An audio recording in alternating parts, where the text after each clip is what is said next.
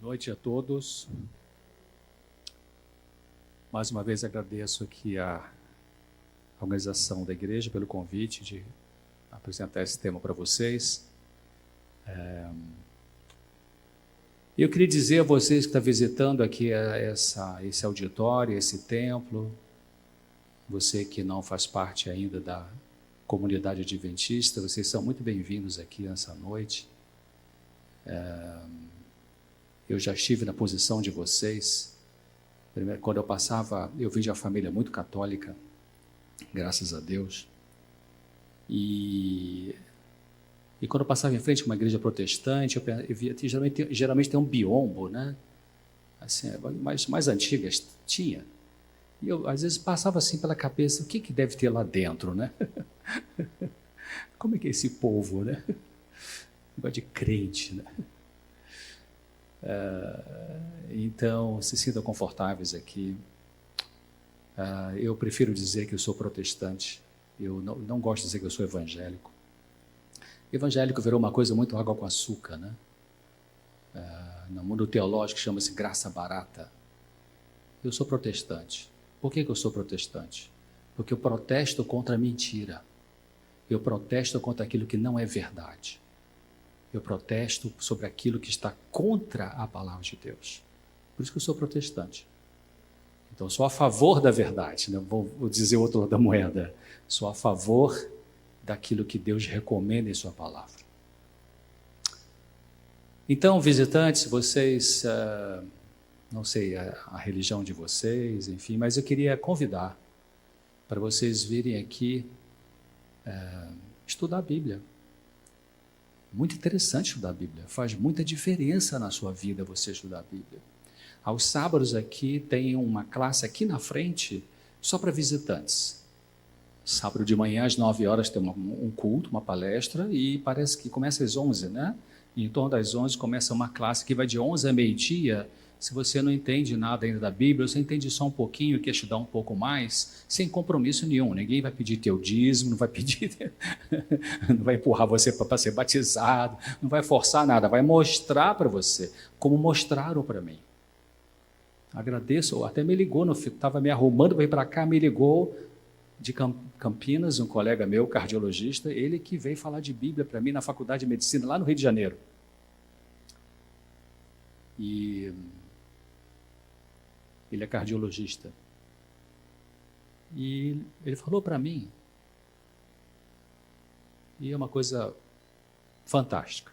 Então, eu convido a vocês, visitantes, sintam-se à vontade, venham aqui, sábado de manhã, às 9 horas, tem uma palestra, uma pregação, e perto das 11, 10 para as 11, aqui na frente tem uma classe especial para vocês começarem a estudar uns temas bíblicos que são realmente muito importantes. E eu queria começar com um texto. Vamos falar sobre depressão. Depressão já está aqui no PowerPoint. Deixa eu botar esse cara aqui. Então, antes do tema propriamente dito, fiquei pensando, gente, vim aqui à noite falar para vocês sobre depressão no século XXI, com internet, com iPhone, com iPad, com tablet, tudo quanto é tipo. Hoje lá, alguém falou no prédio que tem um novo agora, chama-se Leve, que é só para livro, audiolivros e tal. Toda hora tem um troço novo. Então, falar sobre depressão da maneira convencional, vocês já sabem. Eu vou dar uma passada nisso, porque tem gente que ainda confunde depressão com outros transtornos mentais. Não é incomum ainda, mesmo nesse século XXI, as pessoas me ligaram, doutor César, atende meu filho, meu marido, minha esposa que está com depressão. Ah, sim, qual é o problema que vocês chamam de depressão? Mas não tem nada a ver com depressão, pode ser esquizofrenia, o pessoal bota, depressão é tudo, né? Então, é bom dar uma olhadinha, relembrar o que é depressão, o que não é depressão. Então, eu vou falar um pouquinho sobre isso. Mas eu queria abrir a Bíblia aqui. Paulo foi um sujeito muito interessante. O apóstolo Paulo, ele era muito ortodoxo, ele era muito Caxias, ele era muito tipo o antigo Papa, né? Outro Papa, durão, tipo o ex-presidente Figueiredo, que uma vez disse, eu quebro e arrebento. Paulo não era fácil, E ele caiu do cavalo, literalmente, na estrada para Damasco, e caiu do cavalo espiritual também. E ele aprendeu uma coisa muito importante que tem a ver com a saúde mental, que é a humildade, que é reconhecer a sua impotência, reconhecer que você precisa de ajuda. E Paulo, então, na experiência que ele passou a ter com o Senhor Jesus Cristo, a mente dele foi sendo mudada. E aqui no livro, na carta de Paulo aos Coríntios, a segunda carta, o capítulo 1, o verso 12, ele fala assim: porque a nossa glória é esta, o testemunho da nossa consciência, de que com simplicidade e sinceridade de Deus, não com sabedoria carnal, mas na graça de Deus, temos vivido no mundo. Eu queria chamar a atenção,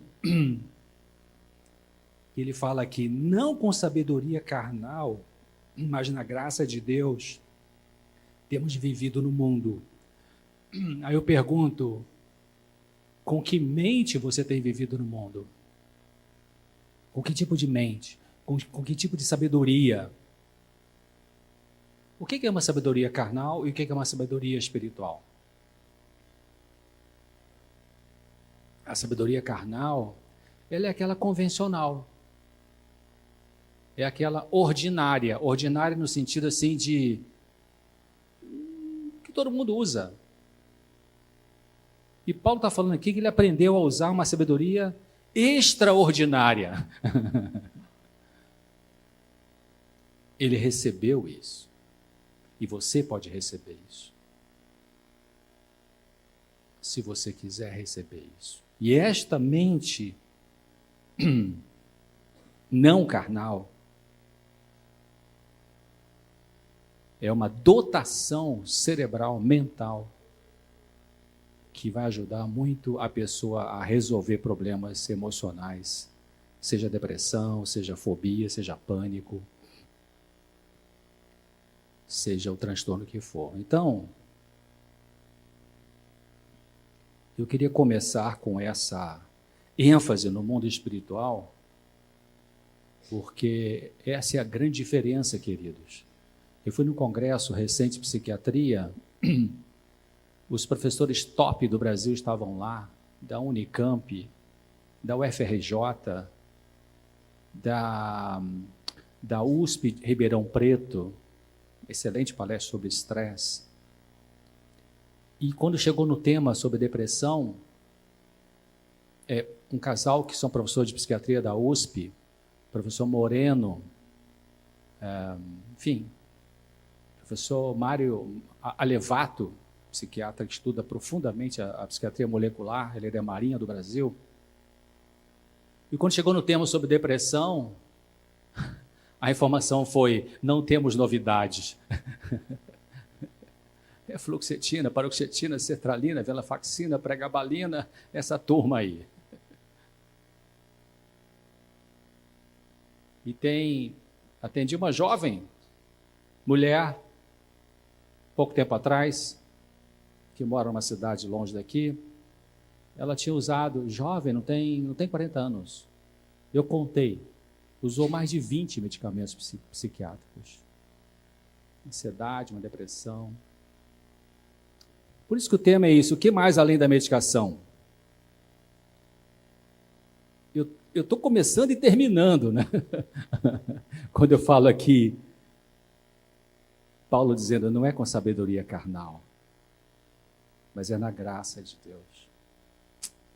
Sabe, a gente tem que desreligiosizar as coisas, no sentido de que talvez alguns de vocês que estão entrando numa igreja protestante pela primeira vez, sim, vai querer pregar, vai querer falar de negócio de Bíblia e tal, essas coisas de crente. Nós somos culpados disso. Porque tem tanta gente com Bíblia na mão botando o dinheiro na meia, né? Que é uma coisa assim, espantosa. Ainda faz oração em cima da propina. Como pode? E essa é loucura. Esse aqui tem que ser Aldol, Amplictil, Risperidona, Quetiapina, tem que ser Sossega-Leão, daí para cima. Se bem que distúrbio de caráter não se resolve com medicamento. não se resolve com medicamento. Então, queridos,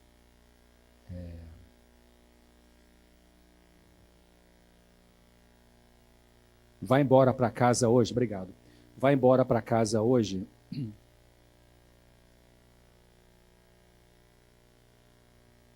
querendo essa mente não carnal. Pesquise sobre isso. Peça a Deus isso. Não importa de que filosofia religiosa você é, ou se não é de nenhuma filosofia. Gandhi uma vez disse que Deus pode ser o ateísmo do ateísta. Então, a saída é essa. A saída, tá bom, você pode estar aqui hoje e pensar, eu não tenho depressão, não tenho transtorno emocional, para que eu preciso de uma mente desse jeito? Você vai precisar. Todos nós temos algumas lutas. Se você não teve uma luta forte ainda, vai ter. Então, a saída é ter uma mente espiritualizada. Anos atrás eu descobri que eu sempre tenho estudado ao longo dos anos essa conexão de saúde mental, psiquiatria, sempre com uma parte, depois que eu conheci a palavra de Deus, então me interessei em cientistas que têm alguma pesquisa em relação à palavra de Deus. E eu descobri, bem anos atrás, um professor da USP que se aposentou em psiquiatria, professor Jorge Amaro.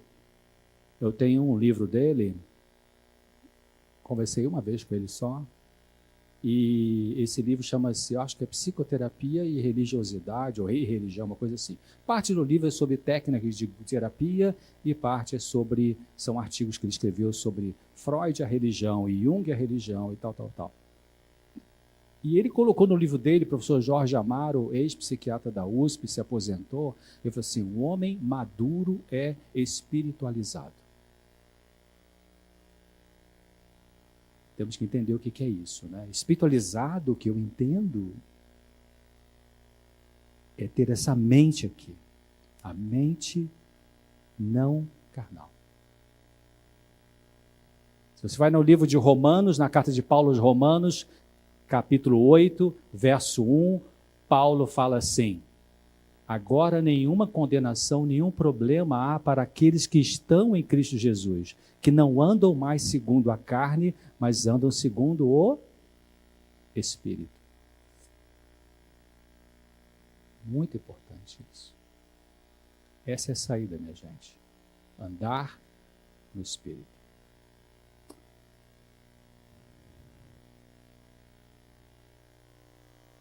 Filipenses 4:8, carta de Paulo aos Filipenses 4:8, ele fala assim, tudo que é verdadeiro, tudo que é respeitável, tudo que é justo, tudo que é puro, tudo que é amável, tudo que é de boa fama, se alguma virtude há e se algum louvor existe, seja isso que ocupe o quê? O que deve ocupar então o nosso pensamento? As coisas que são amáveis, positivas. Minha filha falou sobre isso na palestra que ela fez sobre pensamento, vale a pena você assistir. Ela destrinchou isso aí, a questão cognitiva, falou das crenças centrais e tudo isso. Então, Deus está falando ali para você e para mim que o que deve ocupar o nosso pensamento prioritariamente são essas coisas positivas.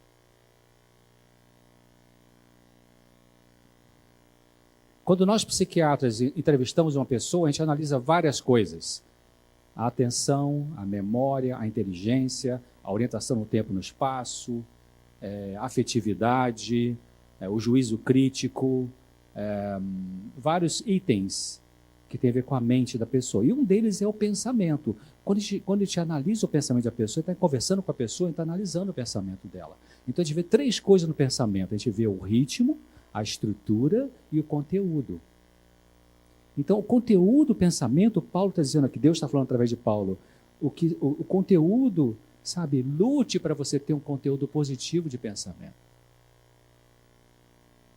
Porque nós somos contaminados, porque tem traumas do passado, porque tem crenças centrais distorcidas, pensamentos distorcidos, nosso conteúdo pode ser negativo, tem pessoas que têm uma mente muito muito pessimista, não é isso? Nada vai dar certo, tudo dá errado. Predominantemente pensa negativo. Algumas pessoas são assim, são negativas. O conteúdo do pensamento delas é cheio de coisa negativa. Então, elas vão afundar numa depressão ou em outro tipo de transtorno. Ou vai somatizar. Então é muito importante a qualidade dos pensamentos que a gente nutre. E eu gostei muito de uma coisa que minha filha falou na palestra dela, que eu estava assistindo agora na internet no final da tarde. Ela falou assim, olha, se você pegar então pensamentos, você detecta os pensamentos predominantemente negativos que você tem, de autodepreciação, de autodesvalor, de crítica severa que você faz com você mesmo, de ficar se culpando toda hora, você troca isso por alguns pensamentos da palavra de Deus, porque alguns pensamentos da Bíblia são verdadeiros. E as pessoas que têm distorção de pensamento, alguns pensamentos distorcidos não são verdadeiros. Exemplo, você telefona para uma pessoa, ela é sua amiga, e naquela hora ela não atende o celular, e aí vem no teu pensamento, tá vendo, eu não quis atender meu celular, não quis me atender. Mas você não checou qual é a verdade. Já falei isso aqui outro dia. E você, quando checa no dia seguinte, eu liguei para você não me atendeu, por quê? Eu esqueci o celular lá, não sei onde, quando você me ligou. Então, ela não quis me atender, é uma distorção de pensamento. Então, você tem que detectar a distorção de pensamento e escolher pensar em outro pensamento. E nada melhor do que da palavra de Deus para você colocar na cabeça, porque é verdade. Então, depressão é uma desordem afetiva, é um assunto médico, psicológico, também espiritual. Psiquiatras e psicólogos são treinados para tratar a depressão. As causas são variadas, a pessoa pode ter uma tendência hereditária, se a mãe for deprimida, o pai, o avô, o tio, a avó, então a tendência pode passar por genética, mas a genética não é tudo. A genética é de 30% a 50%, segundo neurocientistas. Se você teve um pai deprimido, não quer dizer que você vai ter que ter depressão. Você vai ter mais possibilidade de ter. Mas vai precisar de, além da genética, vai precisar de ter outras coisas na sua vida, outras perdas, outras situações mentais, sociais, que podem desencadear essa depressão. Tem gente que teve uma mãe deprimida, um pai com depressão e nunca desenvolveu depressão na sua vida. As perdas importantes na vida vão se somando na infância, no trabalho, na família. A pessoa que é muito sensível, pessoa que tem tendência à melancolia, são mais propensas a ter depressão. Pessoa que se magoa com facilidade. Desequilíbrios neurofisiológicos, às vezes questão ligada a tireoide. Abuso de drogas pode causar depressão também. Doenças físicas, pessoas que têm uma doença grave, um câncer terminal, ou um câncer não terminal, mas pode desenvolver um quadro depressivo, e são causas variadas. Essa aqui é uma imagem, uma tomografia sofisticada, chama-se PET, tomografia por emissão de pósitrons. Você pode ver que o cérebro que está à sua esquerda é um cérebro de um paciente deprimido. Você vê quanto menos pontinhos amarelos e cor de abóbora estão naquele cérebro esquerdo, isso significa que aquele cérebro não está funcionando bem. E quando a pessoa se recuperou da depressão, olha como é que aumentou o número daqueles pontos sensíveis cerebrais que produzem certos hormônios. Aqui são hormônios cerebrais ou neurotransmissores que voltaram a funcionar quando a pessoa se recuperou de uma depressão. Então você vê o cérebro de uma pessoa deprimida e o cérebro de uma pessoa recuperada, como é que é diferente. Por isso você falar para a pessoa deprimida, levanta, isso é frescura, para com isso. É uma maldade você fazer isso. O cérebro não está funcionando. Bom, tem causas físicas também. Já falei da hereditariedade, deficiência B12, traumas cranianos, metais tóxicos, estilo de vida impróprio. Você sabe que 8% das mulheres norte-americanas estão contaminadas com mercúrio, que vem por causa de peixes contaminados. Então, isso perturba também o cérebro. Estilo de vida impróprio, A pessoa tem uma vida muito doida, um dia come, outro dia não come, um dia dorme cedo, um dia dorme tarde, um dia acorda 11 da manhã, outro dia acorda 5 da manhã, outro dia vai dormir meia-noite, outro dia vai dormir, então arrebenta, o cérebro chega uma hora e fala assim, cara, não estou aguentando mais. Começa a pifar o cérebro.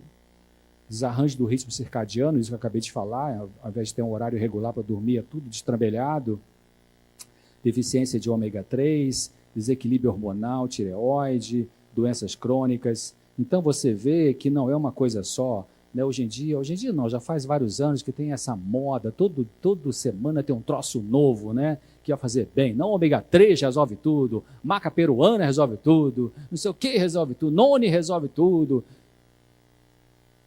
Meus amigos, não tem um remédio que resolve tudo. O único remédio que resolve tudo chama-se amor. Amor não no sentido mundano, mas no sentido bíblico. Amor incondicional. Mesmo assim, existe uma angústia que só vai ser resolvida quando Cristo voltar, e falta poucos meses para isso. 12 meses, 34, não sei, mas falta pouco tempo. Então, a depressão tem várias causas. Tem causas psicológicas também, divórcio, abuso verbal, sexual, abuso físico, emocional, abuso espiritual, vários tipos de abuso que a pessoa vive, aquilo pode deprimi-la. Punição severa ou perversa, desvalorizar a criança por palavras ou atitudes rudes, então você vai criando nessa criança uma propensão para a depressão. Contato não afetivo com a criança, não tem um abraço, não tem um aconchego, né? Não tem um elogio, não tem um toque, essa criança vai ficando com um núcleo depressivo. Então, se tem uma genética que favorece, se tem uma infância que foi carente para essa criança, e na vida adulta ela casa com a pessoa complicada, ou vai ter um trabalho, um abusador moral, ou ter uma perda importante, então essa sequência de situações difíceis desencadeia uma depressão naquela pessoa. E outra pessoa, talvez os mesmos sintomas, mesmos problemas, vai desencadear uma crise de pânico. Então, as mesmas causas podem gerar transtornos diferentes. E o mesmo transtorno pode vir de histórias diferentes. Isso foi explicado por uma psiquiatra de Harvard, chamada doutora Lee Makula-Veilan. A morte do pai ou da mãe também, às vezes a morte do pai e da mãe para uma pessoa é muito mais devastadora do que para outras pessoas. Porque tem pessoas que têm um link, um vínculo afetivo, meio que vital com o pai ou com a mãe. E quando morre uma pessoa dessa, é como se o chão saísse. Essa pessoa não conseguiu, mesmo pode ser uma adulta, pode ser um adulto, independentemente de cultura, pessoas que não conseguiram desenvolver uma independência afetiva saudável e aí fizeram um vínculo exagerado com o pai ou com a mãe, e então quando esse pai ou a mãe morre, é um desastre para essas pessoas. E elas têm quebra do vínculo que para elas é insuportável. Então, causa psicológica. Você tem alguns... como é que você vai diagnosticar se a pessoa tem depressão ou não? Ela tem que... Deixa eu ver se voltar no próximo slide aqui. Ok, vou voltar. Bom, tem que ter o estar deprimido, né? A sensação de depressão e tristeza, a maior parte do tempo, a falta de prazer nas coisas que antes dava prazer, incluindo o sexo, a pessoa perde o prazer, ela tem uma sensação de inutilidade, de culpa excessiva, uma dificuldade de se concentrar, ela tem distúrbio do sono, pode ser dormir demais ou dormir de menos, ela pode ter a sensação de fadiga, mesmo tendo dormido uma noite inteira, e geralmente de manhã tem uma falta de energia incrível. É assim, você sabe isso, depressão é assim, tristeza, choro, falta de energia, perda de prazer, pensamentos só predominantemente negativos, a vida não faz sentido, eu não sei por que eu estou aqui, por que Deus não me leva, sou um peso para os outros, fica rodando na cabeça o tempo todo. E vou mostrar o quadro para vocês aqui de uma mulher que estava com ideia suicida e que tinha um bebê, como que ela viveu essa situação de pensamentos muito derrotistas. A gente tem que fazer uma diferença entre depressão e tristeza. A tristeza, ela é temporária, ela não precisa de medicamento, não precisa de tratamento, não precisa de psicólogo. A pessoa vive o luto psicológico e ela depois sai disso aí. Então, uma tristeza pela morte de um ente querido, a tristeza por uma perda de emprego, a tristeza porque uma pessoa muito querida sua mudou para muito longe. Então, tem um tempo. Os cientistas falavam que era de 3 meses a 1 ano que você pode ficar meio triste, meio jururu, como se diz lá no Rio de Janeiro, né? E depois você recupera. Agora, se a pessoa passou mais do que 1 ano, uns estudos mais recentes que eu ouvi falar que pode ir até 2 anos, mas depende de algumas variantes. Mas se você tem uma perda importante e você está triste, o que acontece quando a pessoa... O que acontece em termos de sintomas num luto psicológico, né? Você vai ter tristeza, uma sensação de anestesia da emoção, ou vai dormir muito para poder não pensar naquela dor, ou pode perder o apetite, né? Ou pode atacar a geladeira. As pessoas às vezes começam a atacar muita geladeira, especialmente coisa doce, pode ser o início da depressão. Por que coisa doce? Porque o doce dá uma ligada. A pessoa está para baixo, a energia vai lá e come doce. Ao doce, a glicose, o açúcar dá uma bombada, mas daqui a pouco, pum, arrebenta de novo. Então, a tristeza, ela é temporária, ela passa com o tempo, ela passa com o fato de você ir aceitando aquela situação, você vai parando de brigar com a vida, parando de brigar com Deus, parando de brigar com você mesmo.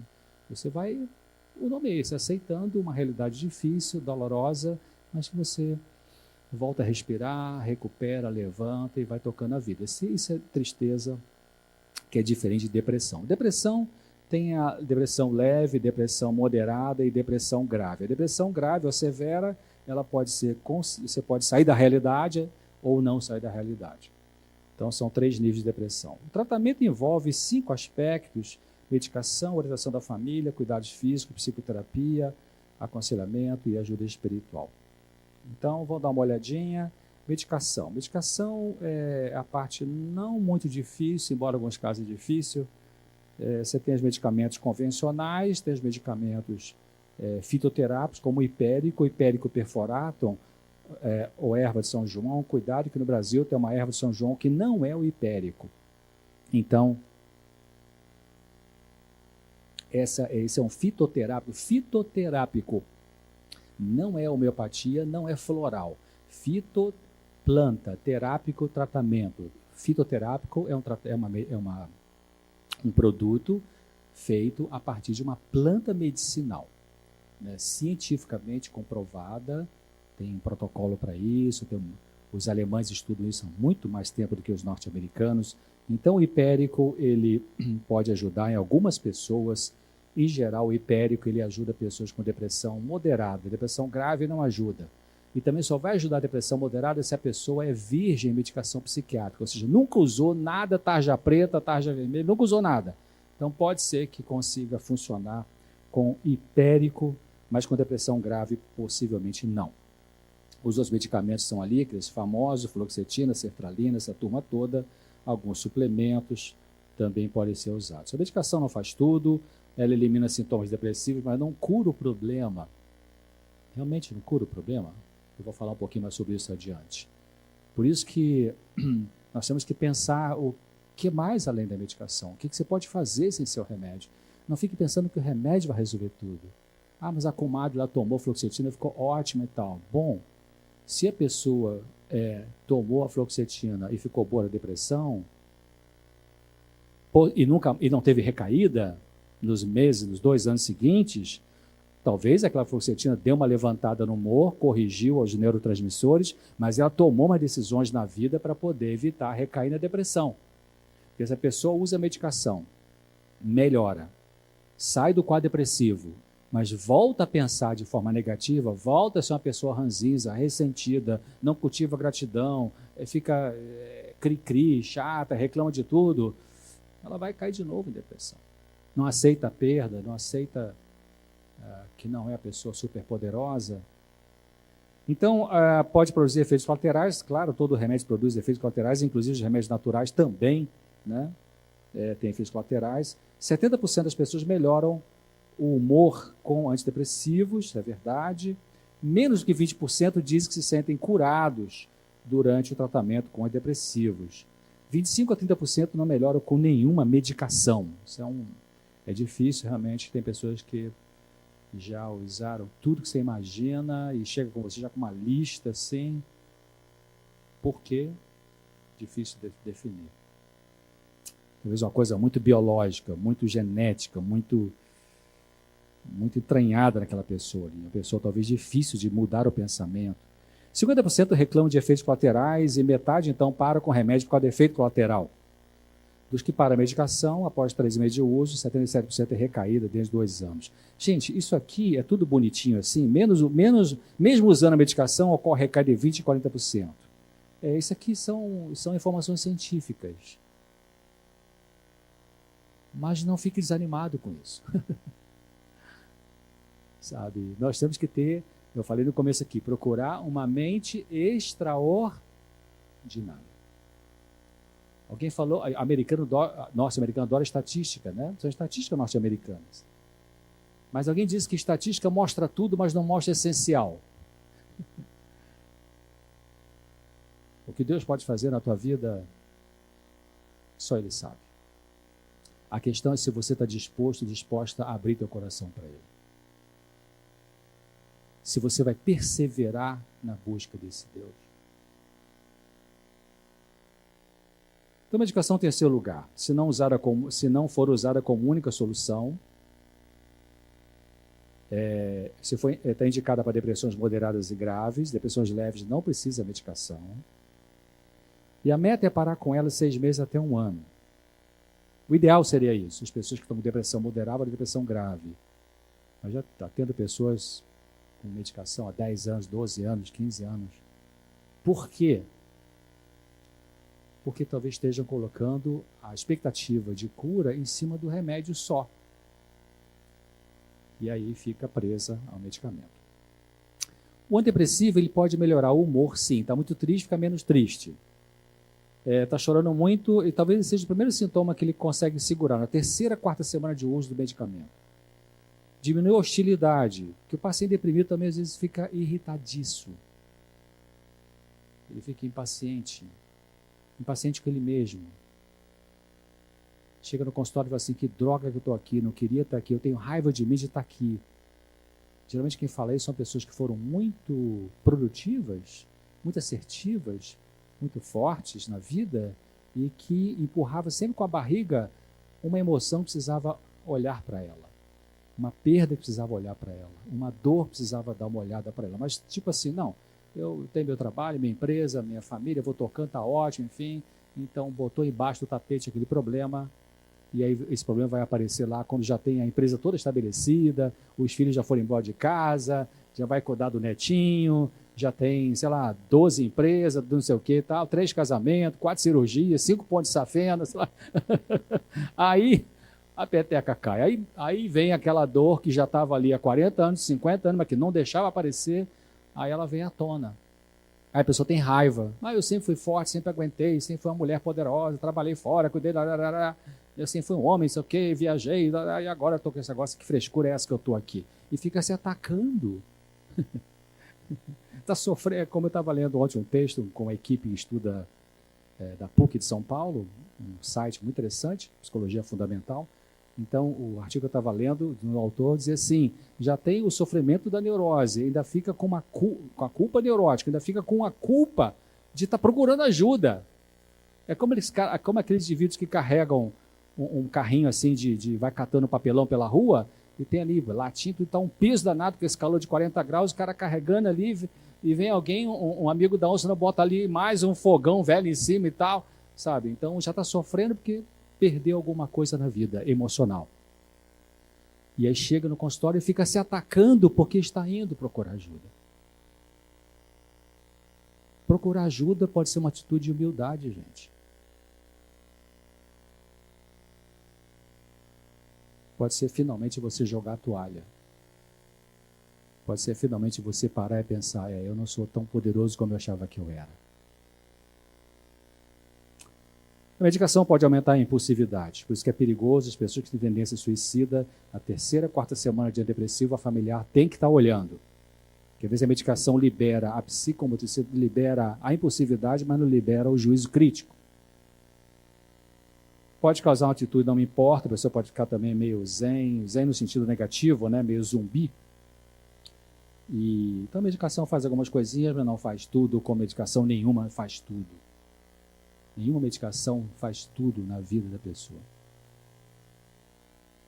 Mesmo as naturais. Cuidados físicos, então, você vai ter ali exercícios, tratar as doenças físicas. A massagem é importante, ajuda a diminuir o cortisol, e o cortisol é um hormônio de estresse que está aumentado em pacientes deprimidos pela irritabilidade. Porque o paciente deprimido, às vezes, no fundo, inconscientemente, ele tem um pensamento de raiva que seria mais ou menos assim, se a gente expressasse isso em palavras. Eu tenho raiva de mim porque eu fui gostar de alguém que não gosta de mim do jeito que eu queria. Que raiva que eu estou de mim. Aí se deprime, porque não teve o amor que a sua expectativa alta construiu. Então vai ajudar a sair da depressão quando aprender a baixar a expectativa. As melhores pessoas do mundo não vão conseguir amar você perfeitamente. A única pessoa que consegue amar você perfeitamente chama-se Senhor Jesus Cristo. O resto, a gente tem falhas, tem limites. Né? A gente tem que perguntar para essa pessoa, você consegue amar todas as pessoas perfeitamente? Não consegue. Então, eliminar açúcar refinado é importante. Na parte da ajuda psicológica, então, a gente vai tentar entender nessa pessoa deprimida, aconteceu uma perda importante no passado dessa pessoa, ela experimenta um processo de luto, né? Alguém querido que morreu, então vamos amparar, vamos dar um colo, não precisa medicar, como eu disse, vamos ajudar essa pessoa a passar por esse processo, que é um processo doloroso, sim. Se passou o tempo, só voltando um pouquinho aqui, se passou mais de um ano e meio, 2 anos, da perda daquela pessoa, e ela continua deprimida, aí já não é um luto psicológico, ela já entrou numa depressão. Aquela perda que ela teve, pegou carona e a pessoa já entra num quadro depressivo, aí talvez tenha que ter realmente uma ajuda profissional. Será que tem desapontamentos que a pessoa não resolveu ainda, atuais? Isso está minando a sua saúde emocional? Que desapontamento é esse? Tem que pensar nessas coisas. Existem necessidades exageradas de amor para construir uma autoapreciação? São pessoas muito bebês insaciáveis, né? Que é sempre mamar. Pessoas que elas precisam aprender a dar um pouco para os outros. Ao invés de só, me dá atenção, não me ajuda, não leva para mim aqui, não me leva ali, não me leva lá. Tem que aprender a ser um pouco de si mesmas. As pessoas deprimidas, que quando elas... Claro, é muito difícil o deprimido sair da cama, deprimido grave, sair da cama para fazer alguma coisa que está sem prazer, está sem energia, está tudo cinza. É difícil realmente. Mas em algum momento, alguns pacientes perguntam assim, alguns parentes de pacientes deprimidos me perguntam, César, o que eu faço? Eu chamo esse meu parente aqui que está deprimido para ir dar uma caminhada, para ir numa festinha de aniversário, ou não chamo porque nunca quer ir? Bom, não é nem 8 nem 80. Né? Também todo dia está enchendo a paciente da pessoa, não, vamos sair, vamos lá, olha só o bonito, olha que céu azul, para com essa coisa aí, levanta da cama, Deus é bom, Jesus te ama, tal, vamos lá. Não é assim, todo dia está ali, mas também não é deixar a pessoa jogada naquela cama ali, com a janela fechada e cabeça coberta. Tem hora que você vai falar, não, vamos sim, eu vou com você, vai ser melhor para você, vem cá, vou pegar uma roupa, vou te ajudar a escolher, né, incentiva, que a pessoa, às vezes, quando ela sai e vai numa festinha de aniversário, mesmo que ela fica no cantinho lá no aniversário, come lá seu bolinho e tal, ela se sente melhor. Na hora de ir, muito difícil, mas depois se sente melhor, desparece um pouco. Igual caminhada, depressão, a pessoa que faz caminhada e tem depressão, ela melhora mais rápido do que as pessoas que têm depressão e não fazem caminhada e usam só remédios. Por quê? Porque a caminhada, cria ou não cria, com vontade ou sem vontade, ela libera alguns neurotransmissores que ajudam a corrigir a depressão. Então, o paciente deprimido, geralmente ele fala o quê quando você convida para dar uma caminhada? Não, quando eu melhorar eu vou caminhar. Mas o certo é, eu tenho que caminhar para melhorar. Agora, realmente é difícil o paciente deprimido levantar, a pessoa deprimida levantar da cama e caminhar? Muito difícil. E eu repito para vocês, não é frescura, é o cérebro que não está funcionando. Então, mas essa pessoa tem que entender o lado que ainda funciona de racionalidade. Meu Deus, me dê força, eu vou me levar e vou lá. Eu trabalhei no Centro de Vida Saudável e chegou a nós lá um homem que viajava o mundo inteiro. O sujeito falava 3 línguas, sei lá, muito ativo, proativo, hiperativo, assertivo, mas estava ficando viciado em medicação. Estava usando um monte de Lexotan por dia. Comprava alguns países que ele viajava, comprava Lexotan sem receita. E começou a ter umas ideias depressivas. Resumindo a história, tentou suicídio. E a companheira dele chegou na hora H. Pegou, estava num sítio, pegou o sujeito, levou rápido ao hospital e foi transferido para um hospital do Rio de Janeiro. Ele estava em outro estado, no interior, e ficou na UTI, morre, não morre, recuperou, não morreu, foi para o Centro de Vida Saudável que eu trabalhava, para nós trabalharmos com esse indivíduo, nossa equipe, né? Hidroterapia, alimentação, exercício, psicólogo, psiquiatra, tudo isso. Ele entrava na minha sala, esfregando o joelho, e falava: César, não aguento, que angústia, o que eu faço com essa angústia? E nós tínhamos um grupo de apoio, toda semana, 2 vezes por semana, grupo de apoio. E aí ele foi aprendendo a lidar com essa angústia. Ele foi entendendo que a medicação, a angústia era em parte pela abstinência da medicação, síndrome da abstinência, né, que ele usava doidado, tomava Lexotan igual você bebe água, bromazepam. E em parte pela dor emocional dele, em parte pela dor que foi acumulada ao longo dos anos e que ele não deixava sair, disfarçava com a falsa alegria dele. Falsa não de ser hipócrita, mas ele sabia lidar com isso, então ele... E aí um dia ele estava no grupo, ele foi aprendendo, ele falou assim: olha, eu estou deitado ali no meu quarto, na clínica, né? Falou para o pessoal da equipe do grupo: eu estou deitado no meu quarto, está na hora de todo mundo caminhar, eu estou zero com vontade de caminhar, vou fingir que o nome dele é José. Aí ele falou assim: pois é, mas eu aprendi uma coisa, que quando eu caminho, já vi que eu me sinto melhor, na volta eu me sinto melhor. Na hora de ir é difícil, parece que tem 10 pianos em cima de mim. Parece que tem 1 tonelada aqui me amarrando nessa cama. Mas eu aprendi que me ajuda. Então eu digo assim: José, fazer o seguinte, você quer ficar deitado, aí você fica, mas eu vou caminhar. Aí ele se levava, né? É assim que você tem que fazer. É assim que eu faço às vezes, quando estou com vontade zero de caminhar, eu me levo, né? Aí vou escutar uma coisa aqui no audiolivro e ajuda a disfarçar. Então caminhar é importante.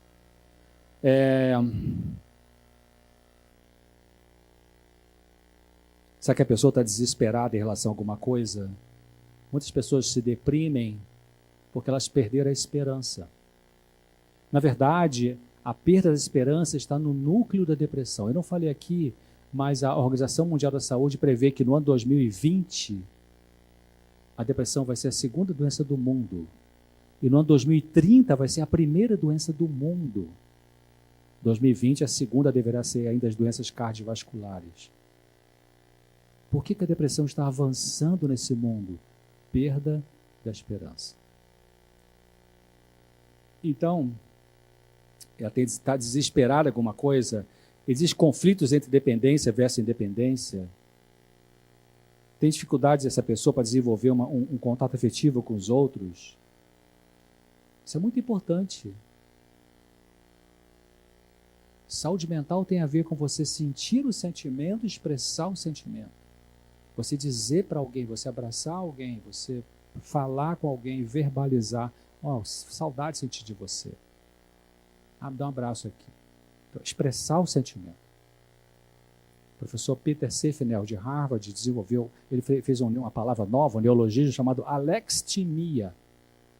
Alextimia é a incapacidade de sentir o sentimento. Tem pessoas que são frias, são ótimas profissionais, mas em termos no nível afetivo, elas têm um bloqueio dessa afetividade. Então, esse bloqueio da afetividade pode contribuir, entre outras coisas, para um quadro depressivo. Uma doença mental que é típica de bloqueio da afetividade, é uma anestesia grave do sentimento, chama-se esquizofrenia. Mesmo na criança. Você abraça uma criança esquizofrênica, ela escorrega por você igual um sabonete. Ela não sabe abraçar, não sabe lidar, não tem emoção. ou a emoção está muito anestesiada.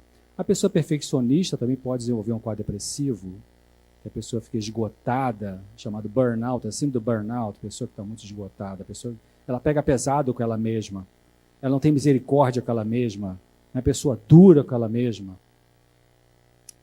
Então, tem uma hora que o cérebro começa a pifar e começa, talvez, nessa pessoa, a desenvolver um quadro depressivo. Aqui eu estou falando, já falei sobre expressar emoções. Agora, uns pontos a pensar. Você conhece uma pessoa deprimida, ou se você está deprimido ou deprimida, sem ser medicação, o que mais que você vai fazer? Sem ser a medicação e sem ser aquilo que eu coloquei no começo para você, que é o número 1 para mim, que é a tua relação com Deus, o Deus Criador, botar o joelho no chão e clamar a esse Deus, porque Ele vai te responder. Gente, Deus responde as orações. Jesus disse uma coisa assim: aquele que vem a mim, de maneira nenhuma o lançarei fora. Quando você for fazer uma oração, seja em pé, seja descascando batata na pia, seja dentro da condução, seja embaixo de chuveiro, qualquer lugar é lugar de você elevar a Deus a oração. Reza é diferente de oração. Rezar é quando você usa uma coisa já pronta. Você lê uma coisa pronta, Pai Nosso que está no céu e tal. Tem seu lugar isso? Claro que tem seu lugar. Você pode rezar um salmo. A oração é diferente. A oração você usa a sua palavra, você usa é um diálogo que você faz com Deus. Então você abre seu coração a Deus. E Ele vai responder. Então, alguns pontos a pensar. O que a pessoa deprimida perdeu? Não é quem ela perdeu, é o que ela perdeu nessa situação. Admite agora a impotência e que não consegue sozinha? Será que ela chegou nesse ponto? O alívio do sintoma é diferente do aprendizado sobre lidar com a dor.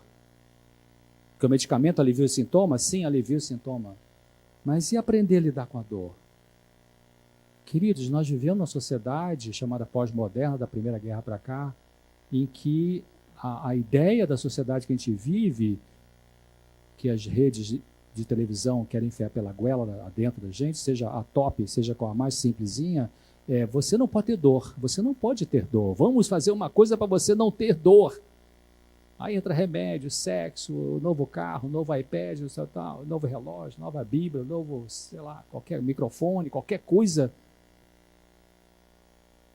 Eu escutei ontem um pedaço, hoje outro pedaço, uma declaração do ex-presidente do Uruguai, José Mujica. Muito linda a declaração dele, né, sobre consumismo. Então, o mundo hoje conspira contra o pensamento. O mundo hoje defende o sentimento. O que vale é o que você sente.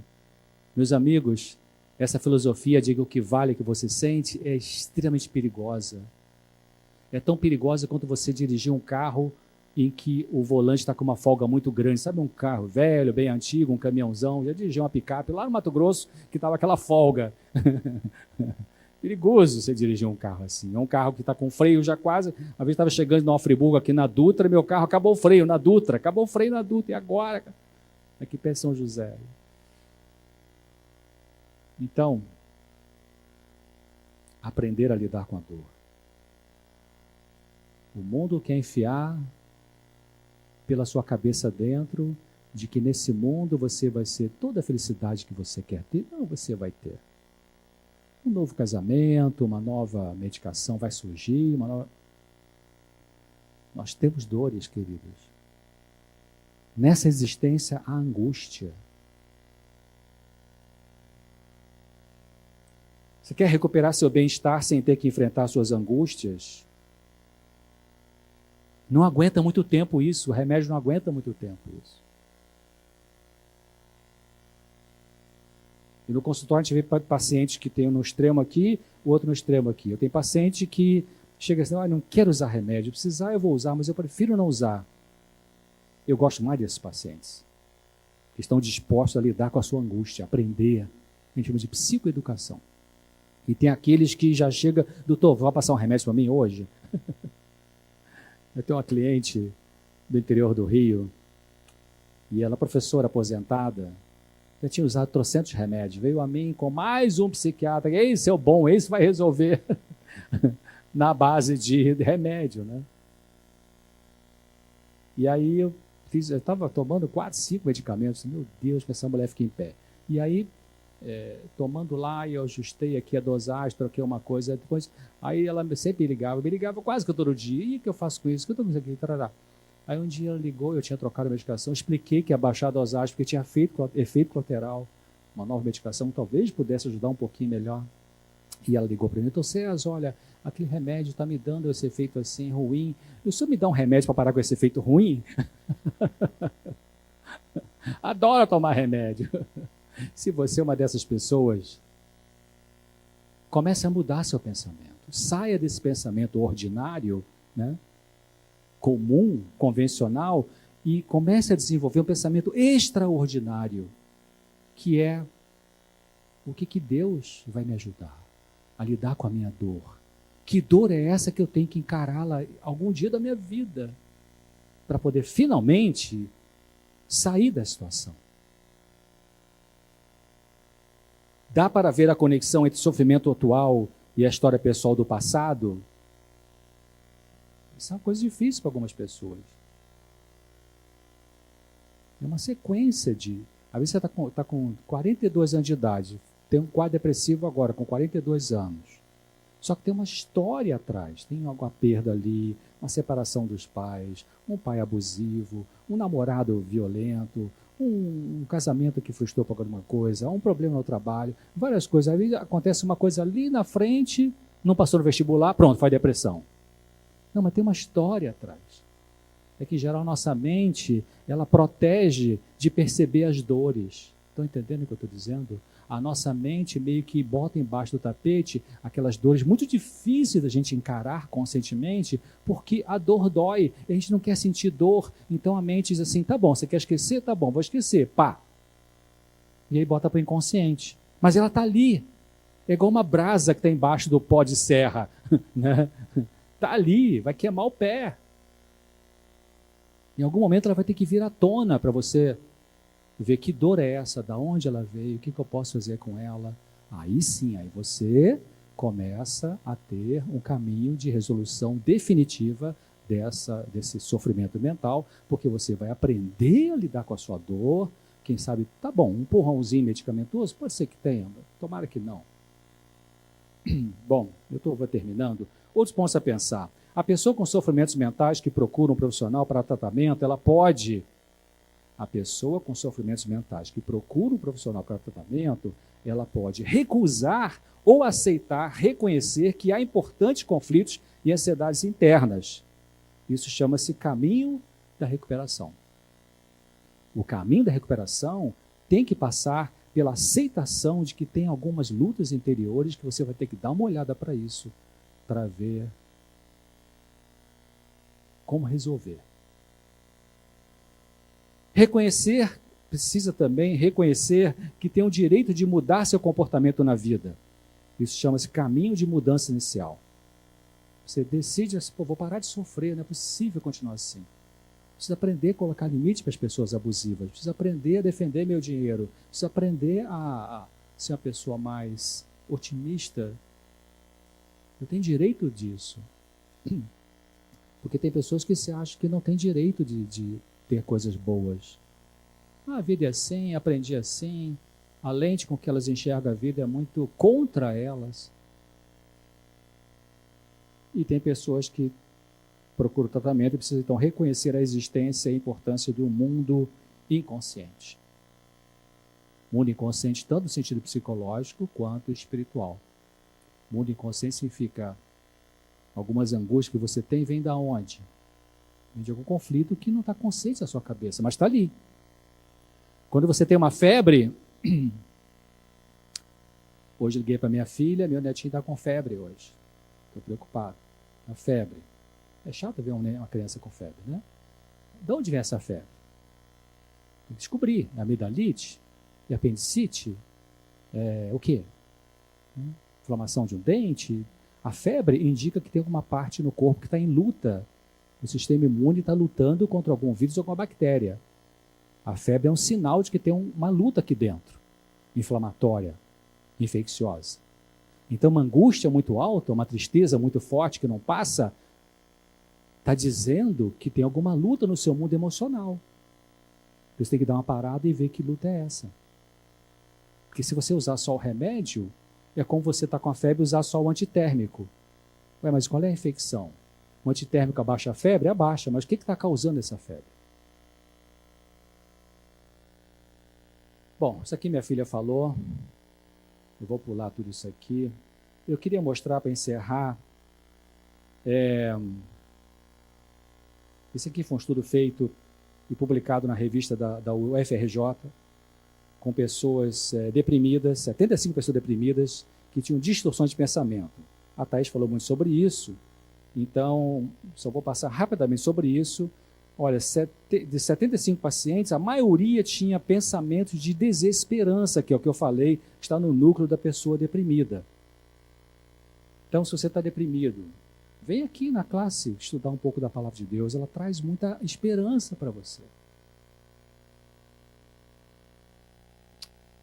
Essa mulher, ela tinha uma depressão e tinha ideias suicidas.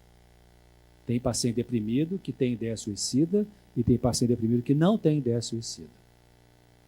Tem pessoas que têm ideia suicida, mas não têm coragem de se matar. E tem pessoas que têm ideia suicida e se der bobeira, vai se matar. E desses tem uma minoria que vão se matar de qualquer jeito. Infelizmente. Pode estar no melhor psiquiatra do mundo. É um mistério. É um mistério. Igual alguns alcoólatras que nunca vão se recuperar. É um mistério. É a minoria, mas é um mistério. Igual 15% das anoréxicas se suicidam. Que isso? Para mim, tem alguma coisa a mais além dos aviões de carreira, que entra no campo espiritual. Mas essa mulher tinha uma ideia suicida. Ela vivia pensando assim, eu estarei melhor morta. Meu bebê, o conteúdo do pensamento dela era assim, meu bebê ficará melhor sem uma mãe deprimida. Meus pais não gostam de mim e será melhor eu não estar por aqui. Meu marido não me quer, assim ninguém me quer. Nunca serei capaz de lidar com minha vida. Isso rodava dia e noite na cabeça dela. Aí ela começou a tomar medicação e continuar pensando assim, não melhorava. E ela começou então a aprender a lidar com seus pensamentos, com as suas angústias, com os seus conflitos, e ela começou a mudar a forma de pensar. Olha como é que ela começou então a pensar com a ajuda que ela recebeu para entender isso. Eu me recuso a ficar pensando que é melhor morrer. Minha vida está nas mãos de Deus. Meu bebê não ficaria melhor sem minha presença. Sou sua mãe e ele precisa de mim. Posso aceitar o jeito de meus pais me amarem.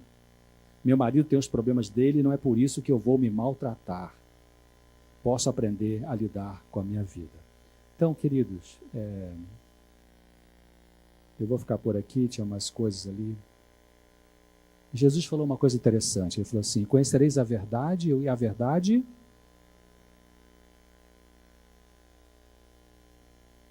então, mesmo que você não tenha depressão, mesmo que você esteja com alguma luta emocional da sua vida que não te leva à depressão, mas que está te angustiando, você coloca para ele isso, Senhor Deus, qual é a verdade que eu preciso conhecer sobre mim mesmo para eu ser liberto?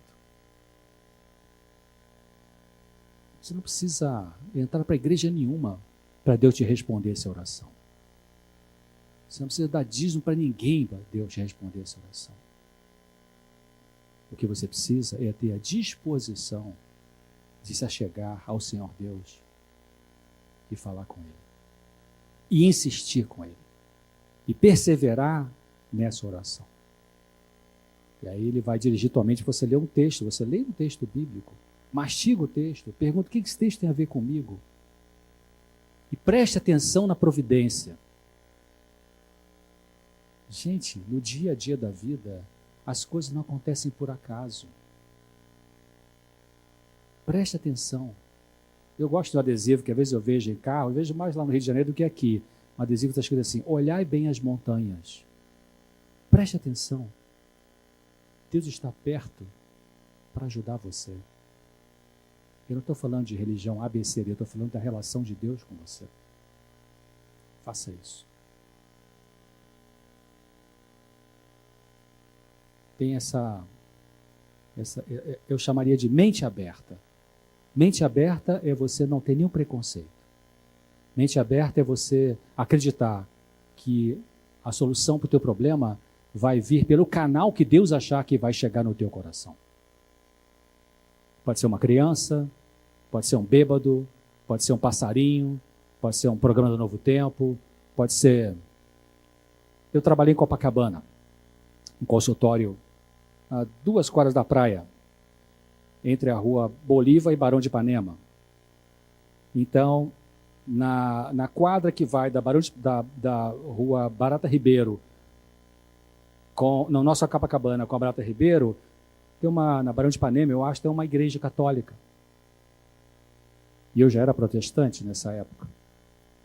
E aquele dia, eu saí para almoçar e fui em direção à igreja. Às vezes, faz muito tempo que eu não faço isso, bastante tempo, alguns anos. Mas entrar numa igreja católica, quando não está na hora da missa, para mim me passa reverência, aquele silêncio, assim, sabe, tranquilidade. Às vezes essa igreja aqui, a minha igreja aqui, é muito barulhenta, parece um mercado. A igreja adventista mais agradável que eu já visitei na minha vida, já conheço de vários países, é a comunidade árabe em São Paulo, Vila Mariana.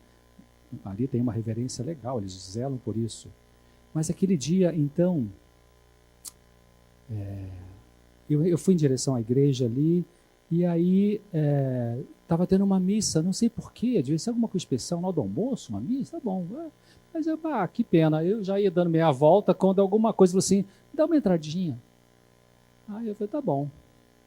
Aí eu cheguei assim, tinha um monte de gente, talvez o pessoal que estava na hora do almoço mesmo foi lá assistir, né? Mas tem muita gente em pé. Eu cheguei assim um pouquinho, fui chegar para ver o que estava acontecendo, e estava na hora acho que chama homilia, né? O padre falando.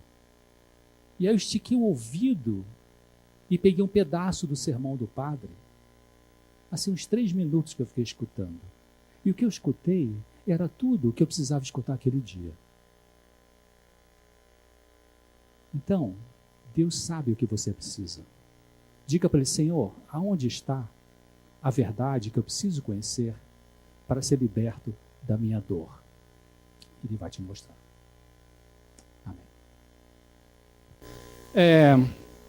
9 horas, está na hora de terminar. Mas eu queria dizer o seguinte, eu esqueci, desculpe. Você tem alguma pergunta para fazer sobre depressão, sobre nessa área que eu falei aqui?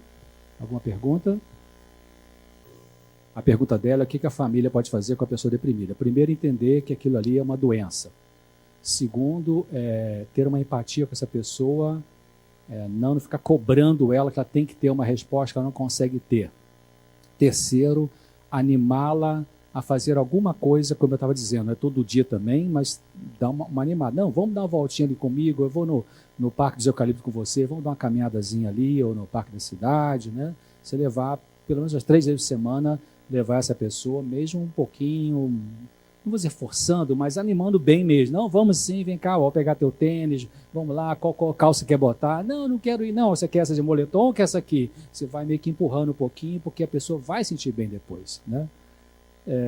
Orar por ela, conferir se ela está tomando a medicação, se é o caso de usar a medicação, porque às vezes o deprimido está tão desesperançado que pensa, não vou tomar mais nada, porque não adianta mesmo, então, não, vamos tomar sim, tem que fazer o efeito, acompanhar na consulta médica, não quero ir mais, porque acho que não, vamos sim, vamos lá falar com o doutor, né? São essas características. Alguém mais? Lá. Pode ser um quadro depressivo, pode ser o chamado síndrome de burnout, síndrome de esgotamento. Né? Então, ela precisa de ajuda, né? Se é esgotamento,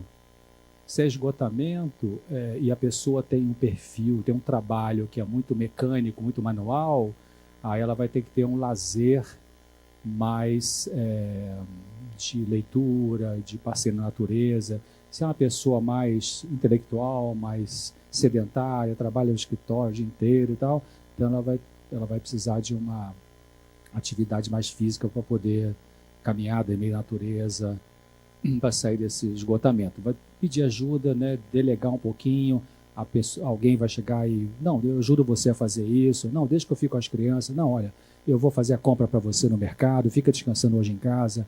Então entra o apoio da família ou de alguém, amigo que está ali. Então, pode caminhar para a depressão? Pode. Mas geralmente a depressão vai caminhar nesse caso se a pessoa perde a esperança. Ela pode ficar esgotada, mas não perder a esperança. Então, talvez não entre no quadro depressivo. Alguém mais? Bom, por esse dado só, eu não posso dizer que ela vai ter uma depressão. A pessoa pode não ter vontade de trabalhar por acomodação, por superproteção, porque tem alguém que está sempre bancando as coisas para ela, porque ela tem um desrespeito por si mesma, se acha incapaz de fazer qualquer coisa, que tem uma crença negativa muito, muito pesada de que ninguém vai dar emprego. Não necessariamente é um quadro depressivo. Né? O quadro depressivo tem que ter aquelas características. 2 semanas tem que ter desânimo, tristeza, apatia, falta de vontade de fazer as coisas, falta de esperança.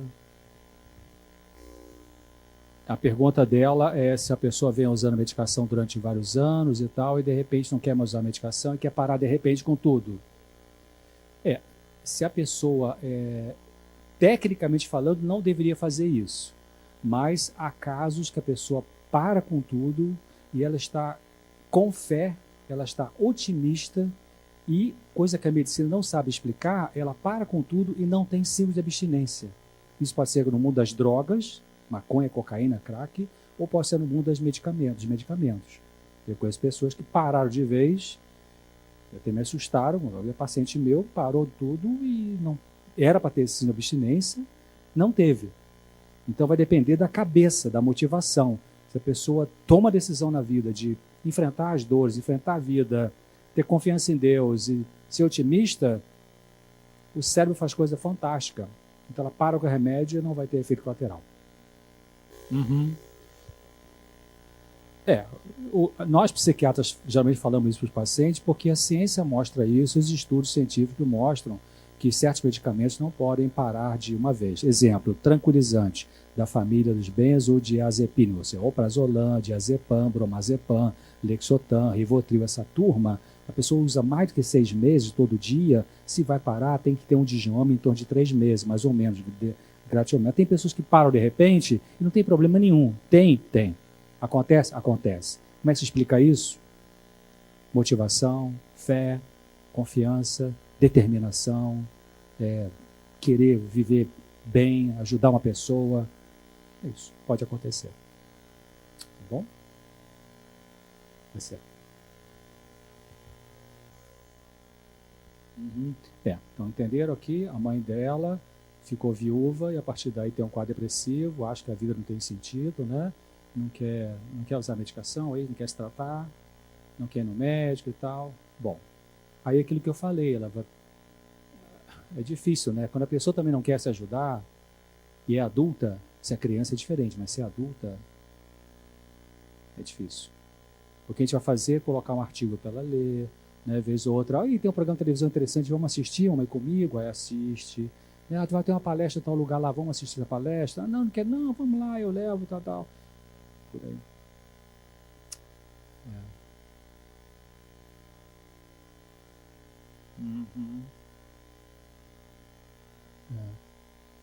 É aquilo que eu falei do vínculo, né? Algumas pessoas, o vínculo foi tão forte que não aceita a perda. Era só os dois. Bom, orar para essa pessoa e ver se tem um despertar na cabeça dela para ela ver que a vida dela é mais importante do que a perda que ela teve. A última pergunta lá.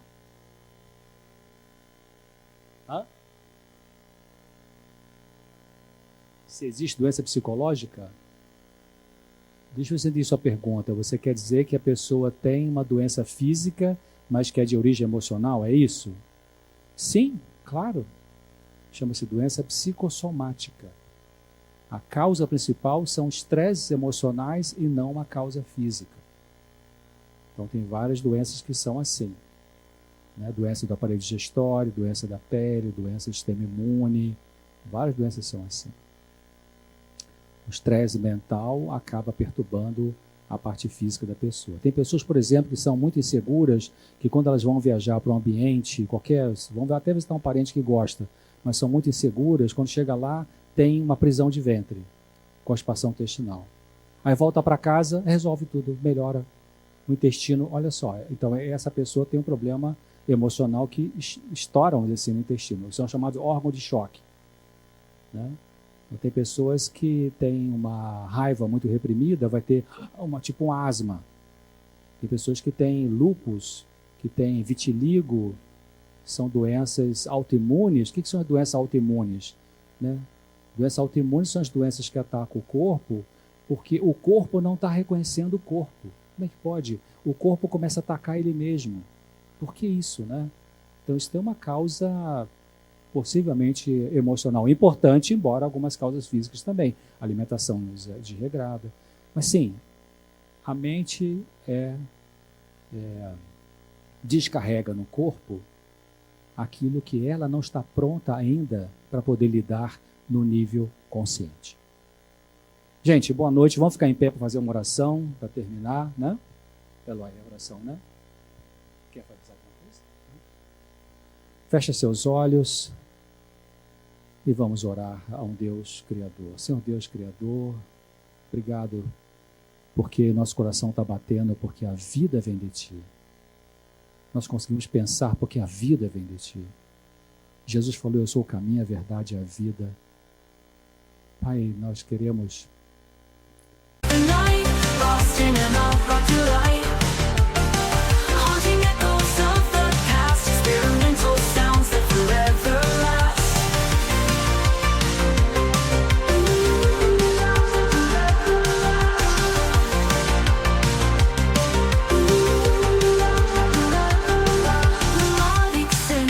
painting the sky in shades of pink and neon high. An indie rock heartbeat pounding true in a realm where the stars feel so new. We ride the waves of the night, lost in an alt rock delight.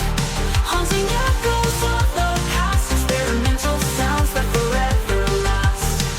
Erotic synths painting the sky in shades of pink and neon high. An indie rock heartbeat pounding true in a realm where the stars feel so new. In the darkness we find the light, guided by the... Além de te agradecer pela vida, pedir que o Senhor nos dê uma vida extraordinária. Ajude essas pessoas que vieram aqui, que estão com alguma luta, ou que tem algum parente que está com alguma luta emocional, seja depressão, outro sofrimento.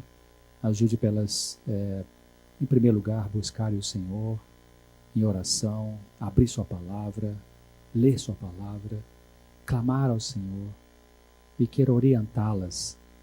Se elas precisam de alguma ajuda profissional, queira ajudá-las a encontrar um bom profissional. Mas se elas podem ter a resolução direto com o Senhor, dê a elas fé para isso. Mostre para elas hoje, ainda, quem sabe amanhã, que o Senhor está presente na vida dessas pessoas, naquilo que às vezes se chama de acaso.